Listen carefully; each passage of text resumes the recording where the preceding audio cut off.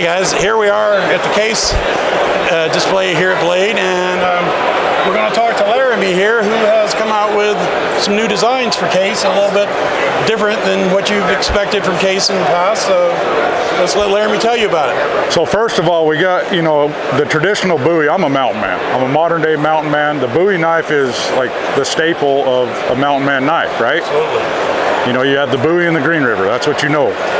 Well, this one, I cut the belly down a little bit because I'm always shaving logs or, cutting potatoes or doing... I love the recurve. It's great for bamboo and river cane too, because of the silica and the round surface.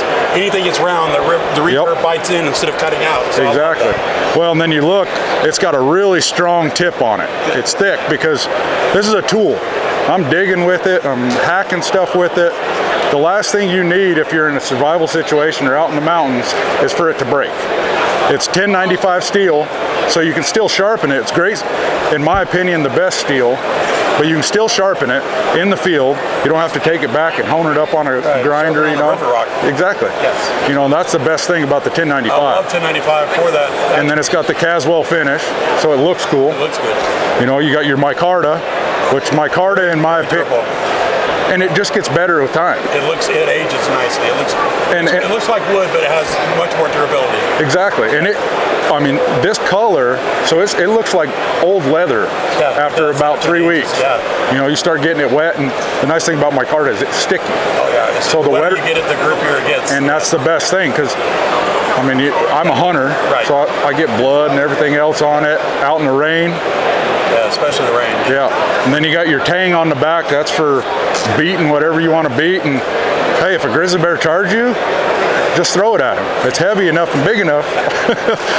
So we got that one. And then we have the Skinner. So I designed this Skinner. Most skinning knives have a flatter belly, right? I like this big sweeping belly because when you have that flat belly, it takes a lot of pressure to pull up. This, you just zip down, you push. So you're not having to pull. When you're zipping down an animal, cutting down his leg, you're just pushing. And that with that long belly. I like that point. You can do some caping with that too. Exactly.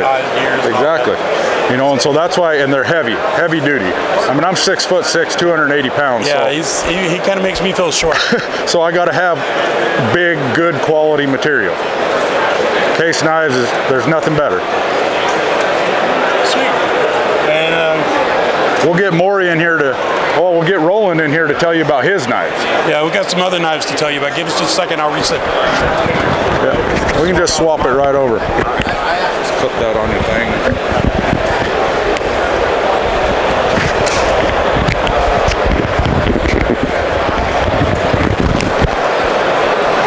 We on? Yes. Cool. You're registered. All right, Brian. I'm Roland. Yeah. Roland Welker? Roland Rockhouse Welker. I won Alone Season 7. Oh, everybody ought to be familiar with that. It's only the most authentic, popular survival show on the face of the planet. So it kind of makes me somewhat of a survival expert. I agree. Case is running, brand new, just come out with my RW100. 100s for the 100 days survival knife. There's a lot going on here that you need showed. Let's tell us about it.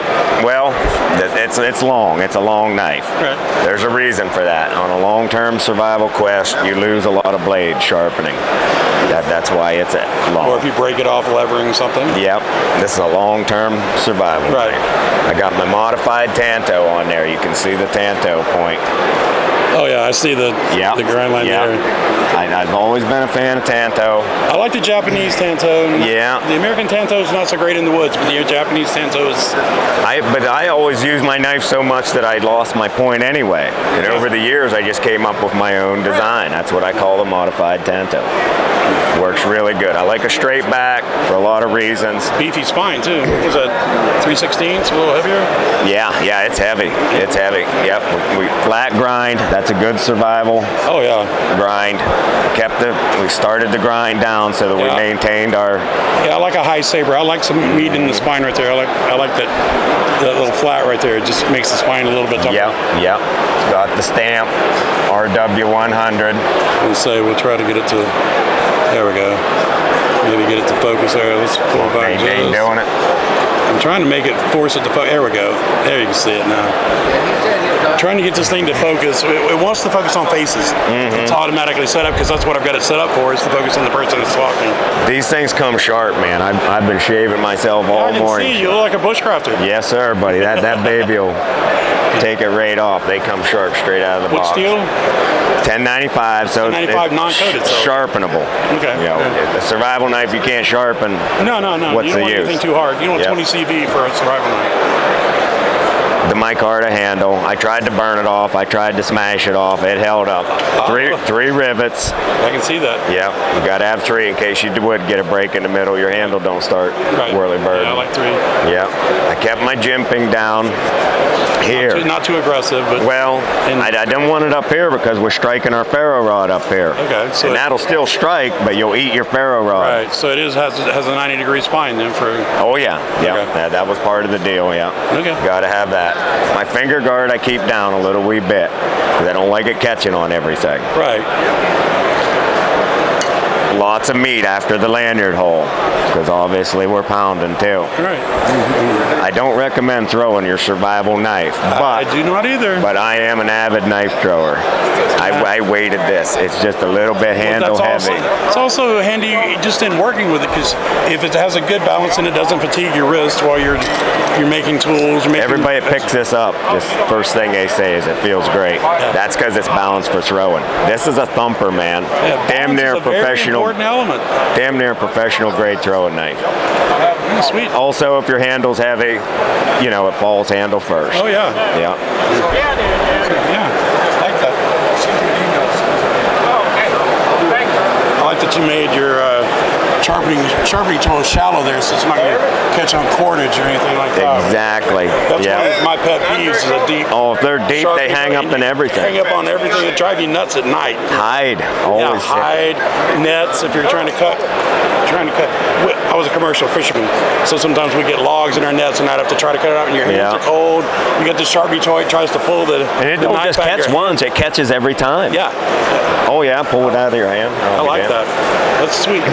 So there's a maybe lot we'll get there. these in the store coming up soon, hopefully. Thank you, Roland. You bet. Appreciate your time, brother. Thank you, man.